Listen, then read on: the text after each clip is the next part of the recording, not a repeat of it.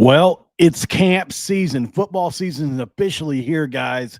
I've got big questions. I've got big answers. And also, how the hell do these people have Rich Rod ranked as the 12th best coach in the league?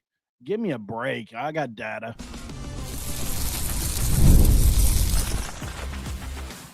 You are Locked On West Virginia, your daily podcast on the West Virginia Mountaineers, part of the Locked On Podcast Network, your team every day.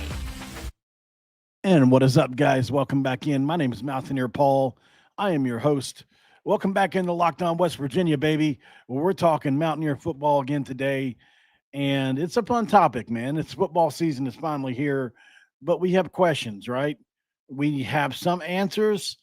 And like I said earlier, Rich Rod in a poll done by CBS, which that might tell you something in and of itself, ranked 12th among the coaches in the league. And we're going to get to that. So thanks for making Locked On West Virginia your first listen and for being a part of the Locked On Podcast Network, where we talk about your team, the Mountaineers, every single day. Guys, like the video, subscribe if you're new around here. Share the video out the whole nine, and let's dive in right away. Right away, man, because I've got some big questions and some big answers, obviously. So on the show, what we're going to talk about today is just that. I have questions about the West Virginia football team, and we're going to do offense. We're going to do defense. We're going to do answers for offense. We're going to do some answers for defense. We got questions about the team in general, the whole nine. So just stick with me as we go through some of this. Should be pretty fun. And then also, like I said, in segment 2, we're going to go over these coach rankings and determine just how Rich Rodriguez is 12th on this list. So, all right, let's dive in, guys. So I think the best place to start, in my opinion, is somewhere where we've been lately. A place that we have definitely been lately, talked about lately, and that's the eligibility of Jamori Robinson, Ty Edwards, Justin Harrington, and Jeff Weimer. I think it's the number one question of the year, of the offseason now for the football team. Do these guys get eligible? Does any one of them get eligible? And if so, who? And is it Jamori Robinson? Because every other player on that list plays in a position group where the hit can be taken. Even Ty Edwards, although I wouldn't like it. Jeff Weimer, I wouldn't like, and neither would I like Justin Harrington. But I think there's enough bodies in those rooms to. I don't know if you make up for any of those guys. Jeff Weimer may be the last on the list as far as because the receiver room, which you'll see in my answer segment, I think is deep. But if you want to talk about just can't make up for it, that's Jamori Robinson. There's no way to make up for it. He's an impact player in every single way you could possibly put it, and more. So that's my number one question of the offseason. Number 2, who steps up to the quarterback battle between Nico Marchiol, Jalen Henderson, Max Brown, and Scott Fox, and maybe somebody else? I don't know. I think obviously this is the biggest question of the offseason overall. I think, the one we just asked has recently become that. This one has been the biggest question since the season began, since Rich Rod was hired, basically, and decided not to bring in any other transfers beyond the spring period. So I've given you guys my opinion on this multiple times, and it's changed over the course of time as well. I had when he first transferred, I had Jalen Henderson kind of penciled in. I've backed off of that a little bit as we've gone along through the offseason. Some things that Nico Marchiol has done have impressed me from a leadership standpoint. I also like Max Brown's arm talent. I like his running ability. He's pretty good. If he can cut down on interceptions, he could definitely be an answer. But, man, this is a tough one because I think, I've said it multiple times now, but for the good of the program, if Nico Marchiol wins the job, I think that's best for the program from a standpoint of I know he's not going to transfer unless he just gets offered $5-10 million or something crazy, which is possible. Hopefully not in this era because they've got some rules now, but you've seen guys get those kind of numbers if they have breakout huge monster years. So obviously, if Nico is our quarterback and has this monster year, I have a really, really, really solid feeling that he would stick around based on what he's done up until now. He stuck it out through all the quarterback battles. He hasn't left. He loves West Virginia, the whole nine. But I think Jalen Henderson is right there nipping on his heels. I'm still withholding judgment on who I who I predict will be the starter and who I feel should be the starter. Maybe two different things at some point, but for now, you've got to have him 1, 2, and 3 in that order: Nico, Jalen, and then Max Brown. For now, until I hear some more in the summer, and we may not get enough to make that judgment call, but we'll find out when we find out. Number 3, can the O line with all the new faces protect the quarterback in open lanes? That's a big one. Obviously, if you look at the roster, it's just there are so many dudes on the O line that if you don't pay attention to this every day like I do, you probably have no clue who these guys are. Let's go down the list: Raymond Kovaleski, Nick Cray, Walter Youngbear, Carson Lee, Kimo Makaniole, Donovan Haslam, Josh Isosa, Trevor Bigelow, Philip Bowser, Robbie Martin, Cooper Young, Malik Agbo, Malik Agbo, Aiden Bussell, who I'm a big fan of, as a lot of you guys know, Landon Livingston, Wyatt Minor, uh, Griffin Fogel, Brandon Hamady, Andreas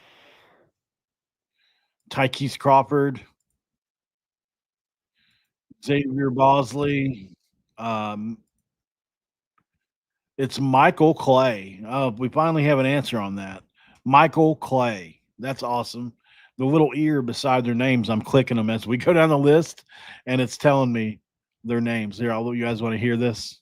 I wonder if this is like an automated response, or if somebody actually got in here and said Michael Clay Michael Clay or Xavier Bosley Xavier Bosley or Tykees Crawford.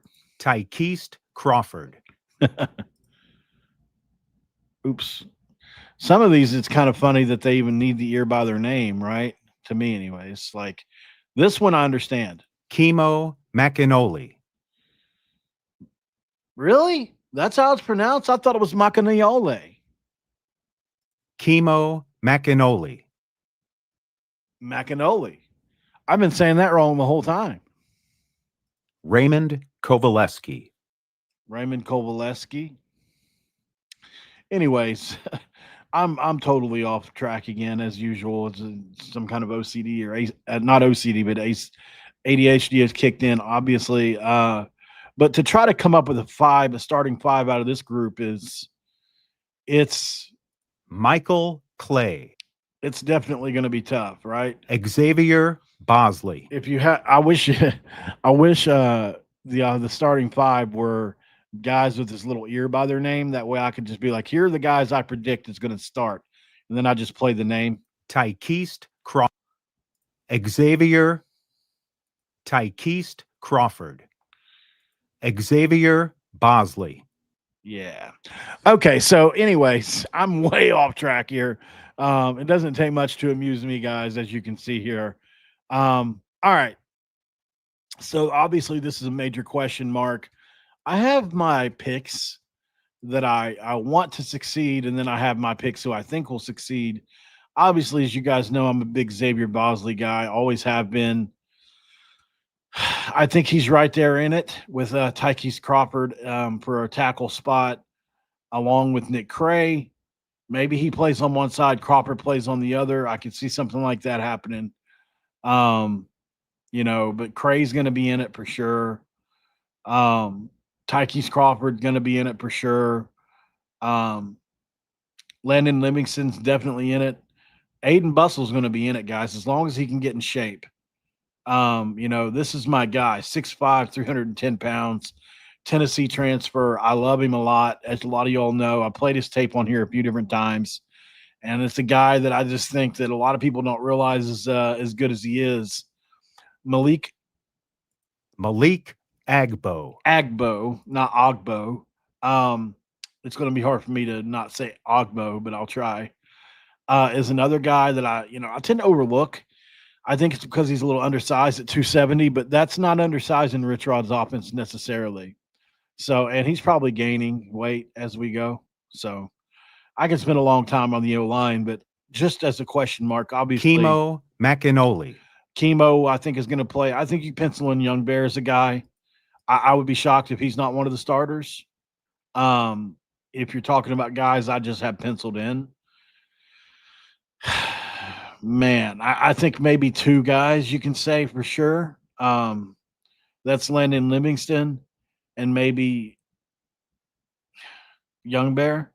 Might be the only two guys I can say for sure that are going to start.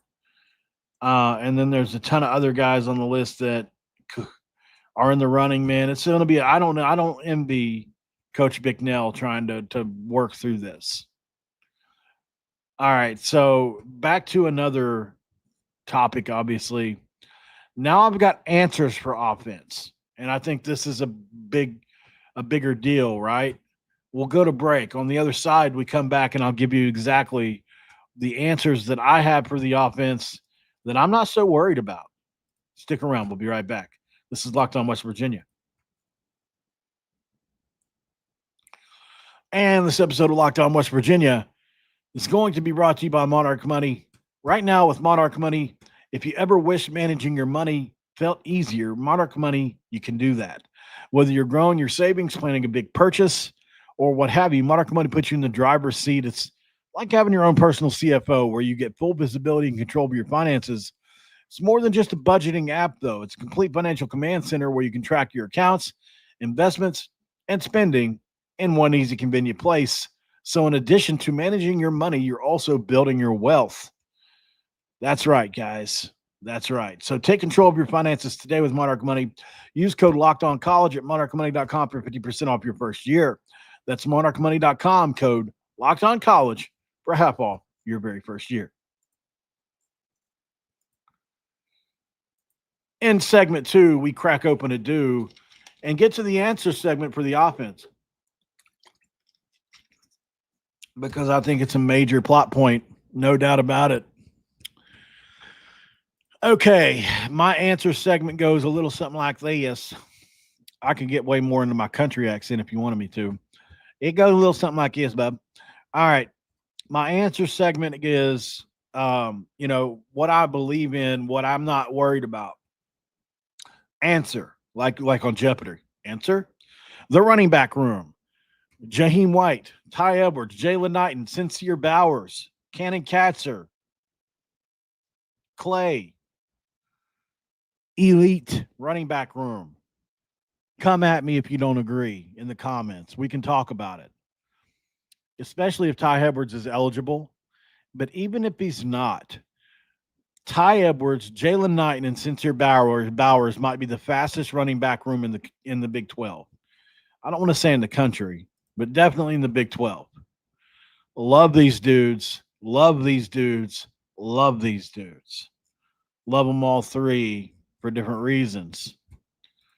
So there's that, obviously. So let's see. Jalen. Let's get some Jalen Knighton stuff going here for a second. If I can find it. Maybe hard to find, to be honest. To be quite honest. I spelling it wrong because that could be also a thing. It's like one of those. He's got one of those names where, no, I'm spelling it right. Jaylan.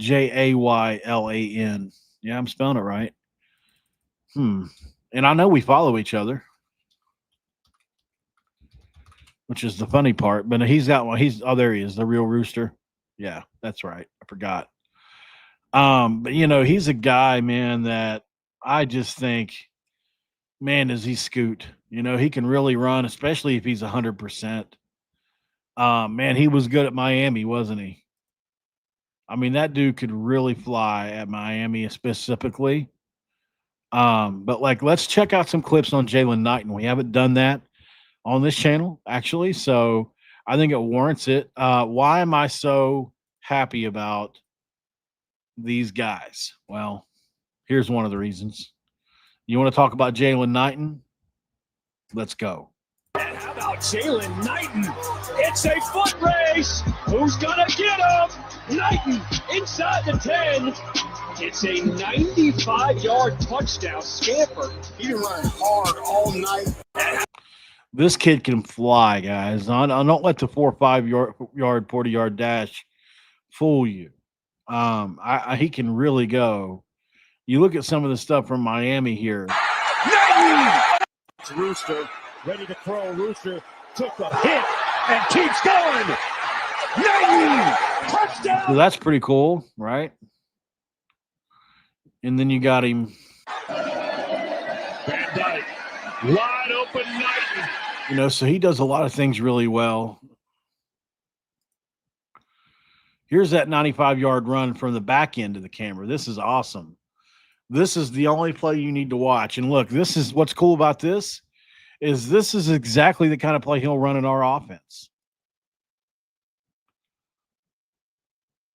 Nice. Oh, that was so great. Look at the little hole he had. He didn't have much, right?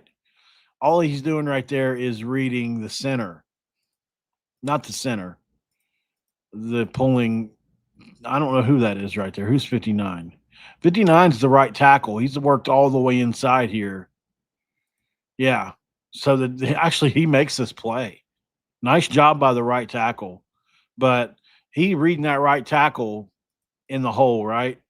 And I mean, you got two-way go here. Here. Obviously, you're going to go the opposite direction, the momentum of the play. So he takes it right up the right, and then look at the wheels on Jalen Knighton, and he's able to outrun this safety at an angle. He should have the angle, but man, what a play! And this is what makes him dangerous in our offense for sure. He's experienced. He's explosive. And he's a guy that could take snaps from Jaheim White if he's not careful. I've said this many times. This kid can really go. And he's been doing it. Love that smile on him, man. He and I have talked a bunch. We haven't talked in a couple months.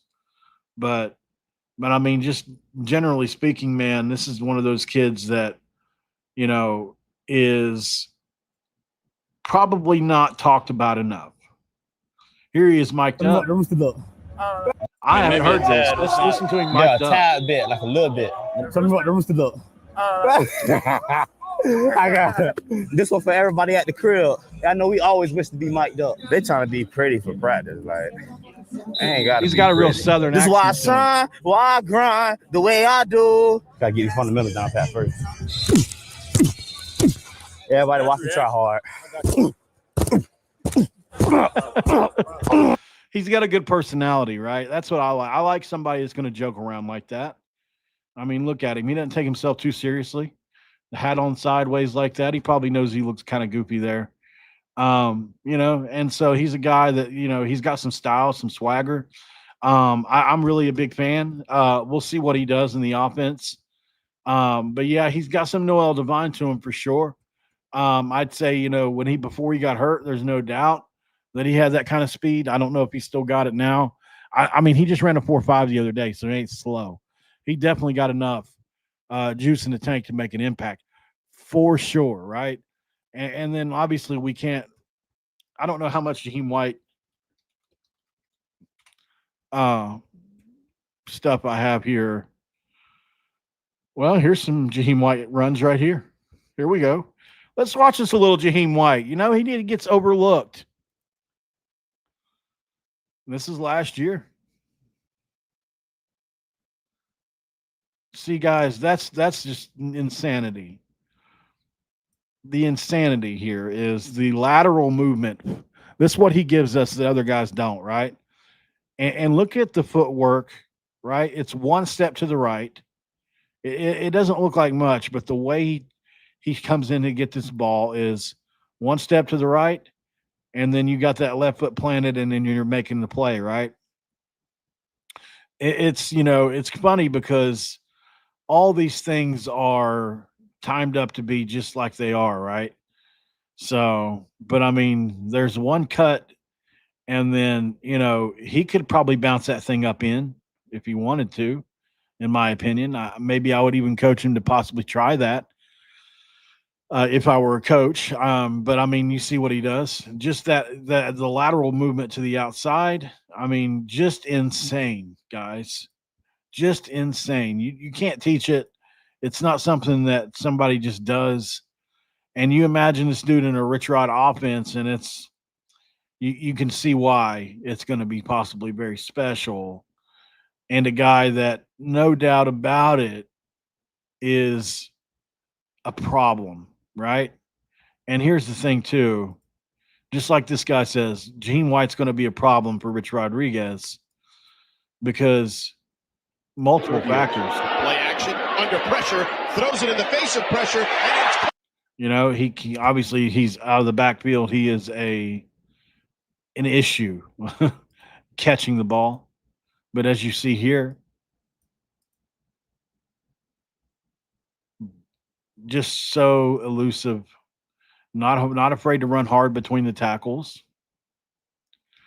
5'7" with an attitude. That's a good way to put it. Just the great cutting ability. So much about it to like and love. So we're definitely looking forward to it. And now he looks like this.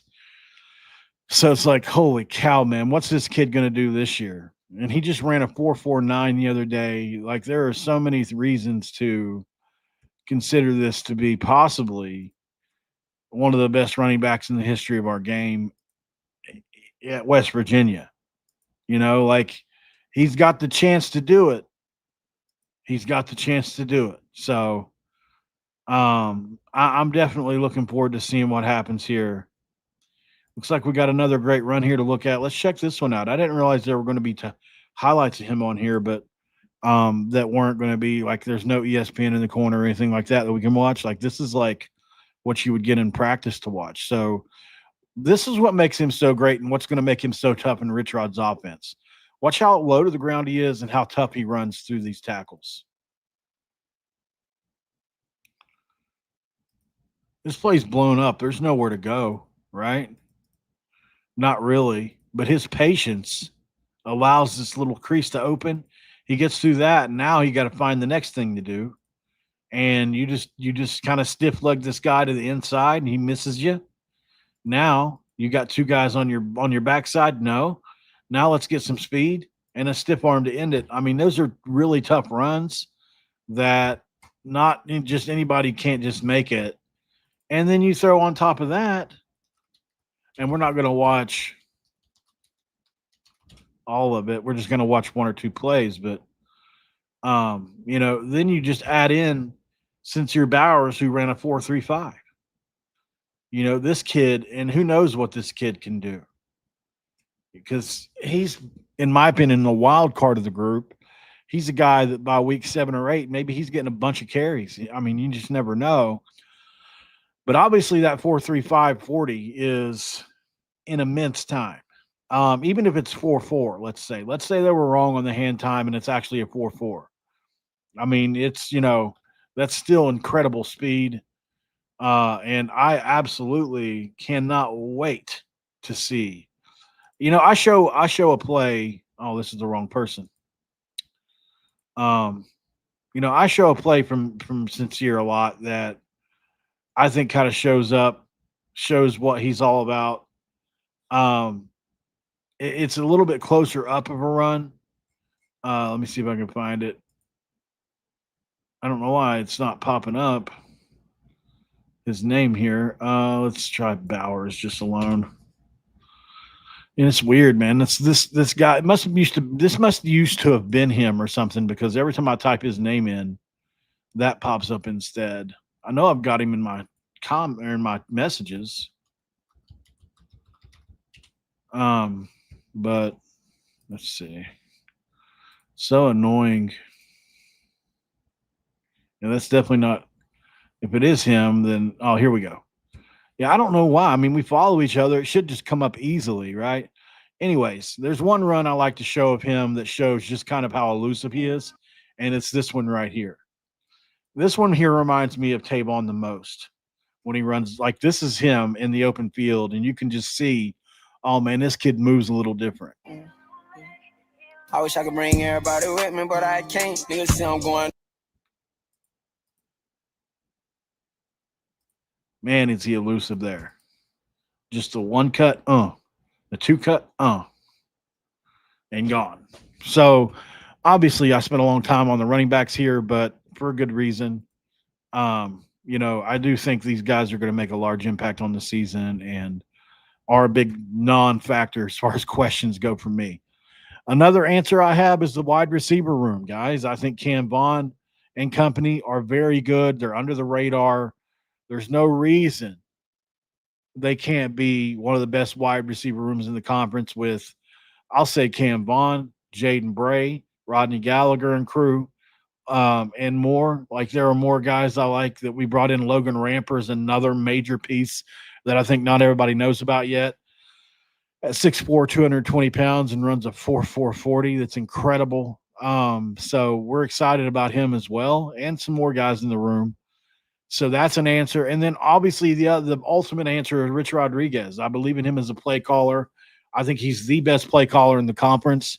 I'm not just saying that. I believe that. I think he's, one of the best offensive coordinators in the country every year. Nobody wants to talk about it because he's hated some of the time by half the fan base. Well, I'm not that guy. So we'll just do offense today so we can talk about these coaches' rankings next.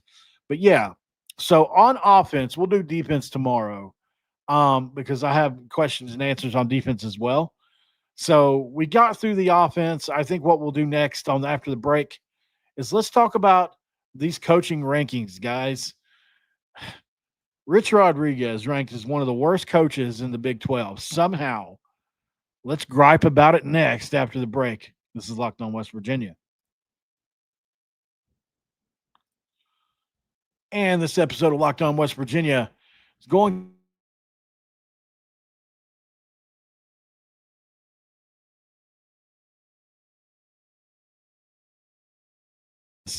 we love game. There we go. I don't know what happened, guys. I guess I went in and out of service for a second there, but we've all been there logging on early and waiting forever for concert tickets to go on sale, only to lose your spot for a show you've been dying to see. Live music should be making memories and not dealing with the stress of ticket shopping. And that's where Game Time does come in. It makes getting tickets easier and faster than ever. And prices actually drop as the show gets closer to showtime. And you can save up to 60% off with killer last-minute deals every single time. Absolutely, positively. Take the guesswork out of buying tickets to Game Time today. Download the app, create an account, and use code LOCKEDONCollege for $20 off your first purchase. Terms do apply, but create an account and redeem the code LOCKEDONCOLLEGE for $20 off today. And download that Game Time app, guys, where you can get last-minute tickets at the lowest prices, guaranteed, and ask yourself the question of all questions. What time is it? It's game time. All right, we are back here in segment 3, Locked On West Virginia, rolling through. Let's talk about the coach rankings, guys. I think this is yet another thing that I just scratch my head when I see it. How's this a thing? How does CBS even believe this? Do they believe this really? Are they trying to get clicks? That could definitely be it. So, and I mean, your answer should be that Deion Sanders is at the top, right? Everything this Sheehan, Jariah, however you say his last name, Jayaraja does, I disagree with anyway. So, coaching rankings, they've got Matt Campbell number 1, Kyle Whittingham number 2, Chris Kleiman number 3, Lance Leopold number 4, Kenny Dillingham number 5, Kalani Sitake number 6, Deion Sanders number 7, Mike Gundy, number 8. Sonny Dykes, number 9. Dave Miranda, number 10. Willie Fritz, number 11. Rich Rodriguez, number 12. Joey McGuire, number 13. Scott Satterfield, number 14. Scott Frost, number 15.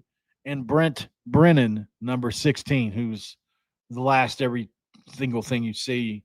Poor Brent Brennan. He's been picked off all season too. So a couple thoughts on this list. I'm okay with Kleiman, Whittingham being at the top. I understand why Matt Campbell's up there. Absolutely. He deserves to be up there. But then you lose me at Leopold and Dillingham being over Satake even. How is Kalani Satake not top 4 in the conference? I don't know. You look at what he's done at the BYU, guys. I don't think people realize how great Kalani. And I'm not just saying that because I just came back from Provo, but he's won 11 games twice there, 10 games a couple times. Like, he's been really good at BYU, a place that's not easy to coach at. You've got guys going on mission for 4 years. You got guys that can't have premarital sex there. You can't drink there. You know how hard it is to recruit to that? Like, you got a guy that just got kicked out of here for premarital sex, basically. I mean, the assault charge was horrible, and we prayed that it wasn't true, and it was dropped, so we have to assume for now that it wasn't. But, that aside, obviously, I'm not commenting on the assault part. I don't know one way or the other. I'm just saying premarital sex portion of this. Like, this is the honor code that you sign up for at BYU. You can't have sex before marriage. It's just a belief system. You don't have to go there if you don't like that, right? So that's the thing. And you can recruit to that. Now, does everybody follow it? Probably not. Everybody has ways around it, I'm sure. You just keep it private, right? But generally, like, most guys are going to be like, I don't even want to put up with that. Well, Kalani Sitake's built a monster at BYU, a team that wouldn't be shocked if they won the league this year. Would not be shocked. They got one of the best defenses in school history coming back. They lost their quarterback, but they feel good about who they got coming in, McKay Hillstead, who seems to be the favorite. But, I mean, if you look at look at Kalani Sitake's record now, he's 70-45. He's won 3 bowl games, with the Alamo Bowl being one of those. Pretty dang good, man. Pretty dang good. But anyways, not just about him. I understand why Dillingham is at number 5. I have no problem with it. I think that's a good spot for him. He's flying up the board, no doubt, because of that Big 12 championship in his second season. He deserves it. I'm not a big, I'm not saying that Rich Rod needs to be number 1 here. I'm saying that he ain't number 12. That's what I'm saying. Like, you can't convince me that Lance Leopold, I'm even going to say him, even though he's done a great job turning around Kansas. Deion Sanders, Sonny Dykes, Dave Miranda, or Willie Fritz are above him. You can't do it. Sorry, guys. Mike Gundy being an 8 on the list is almost as bad as Rich Rodriguez being at 12. He had one bad year last year, man. What are you even talking about? He's 169-88 in his career and has, I don't even know how many 10-win season at Oklahoma State. How can Mike Gundy possibly be 8th? And I mean, let me read the top of this thing here. What are the criteria here?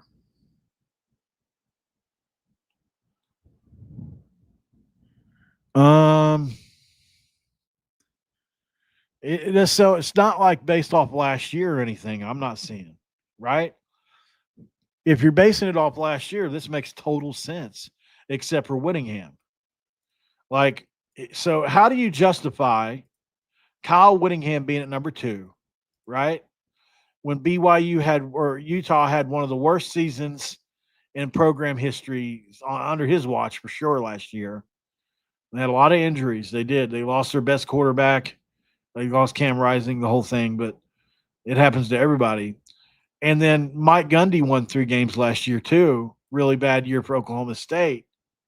And he's at number 8, and he's had as much or more success than Whittingham. So I don't understand it. It makes no sense at all.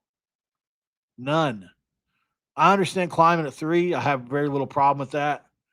I would have Mike Gundy at number 1. That's just me. If you're basing it off of the coaches overall, I mean, what is this? You got to tell me the criteria. If you're talking about as they are now, or are you talking about overall? Are you talking about just the last year? Are you talking about the last couple years? Like, because I can see a trend where a couple of these guys may be looking down on their career a bit. Matt Campbell, I still don't have a problem with him being at 1. He's definitely taken the second worst program in all of FBS and turned it into a power. A very good program at Iowa State now, and they have the least money of anybody. So just a really incredible job. Matt Campbell's one of those guys that he's either going to probably soar to high heights if you put him in a place that has a lot of resources, or maybe he falls flat, because this stuff's so unpredictable. But I would say you give him resources like anywhere that has more, and it's hard to say what this guy could do. He's a great coach. But yeah, so like let's look at the data, right? So let me pull up this data here. All right. So obviously, Matt Campbell, 88 and 67. Obviously, he was at Toledo as well. He's got no conference titles. He's got 3 bowl wins. Rodriguez surpasses Campbell in total wins, 189 versus 88. Conference titles, he's got 12 to 0. It's crazy.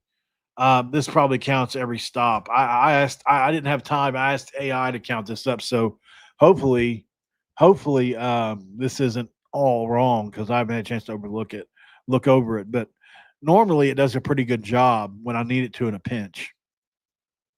I try not to rely on it a lot because it just makes too many errors. Like if I have a bunch of thoughts, I need just to be like a lot of times what I'll do is like, I'm making an episode on this and these are my prompts. Like I'll say like earlier with the list that I made about the question and answers, I gave it all my questions and all my answers, and I just had it organize it for me. That way I could just read it off. That's all I use it for. Some people, man, they just have it do a whole episode for them and like read the whole verbatim from it. I could not do that. Like I wouldn't be happy with that. Like, how can you be happy having no creative input into what you're doing? Like, anyway. So Whittingham has 167. Rich Rod has 189. Rodriguez has more conference titles, but Whittingham's titles are in a Power 5 conference. What is this saying here? Is this saying that the Big East wasn't a Power 5 conference? I'm curious, man. What the hell? Climbing 120 and 41, which is really good, but a lot of that's no North Dakota State. Conference titles, he's got 5, 4 in North Dakota State, 1 in the Big 12. Bowl wins, the Rose Bowl, which is pretty big. Or no, that's Guaranteed Rate Bowl. Sorry, not the Rose Bowl. Guaranteed Rate Bowl. So, what I mean, where does Rich Rod lose out here? Like, I don't know. Lance Leopold, another one, 180 and 65. Pretty lot. He got a lot of wins, but a lot of those are Division III. No conference titles, 2 bowl wins. Obviously, Rich Rod has him on every noticeable factor you can think of. Kenny Dillingham's too early in his career, but he's 14 and 11. So obviously that first year was a rebuilding year, and now he's hopefully you think turned him around there. Kalani Sitake, 70 and 45, with 3 bowl wins. But no conference titles. Here's the one that just shocks me at number 7. Deion Sanders is 13 and 12. 0 conference titles, 0 bowl wins. and yet you have him ranked in the middle of the conference. Why? Because he recruits well? I'm not exactly sure. I mean, they were pretty good last year, but I don't get it. And then you have Mike Gundy below him somehow. Like, this just makes no sense. Mike Gundy, one of the best coaches in our league, in my opinion, the best. 169 and 88. One conference championship. 10 bowl wins. Incredible. You know?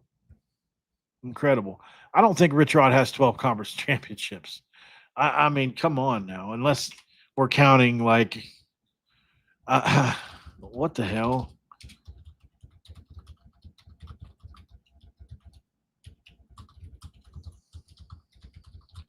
We'll find out right now. 4. That's what I thought.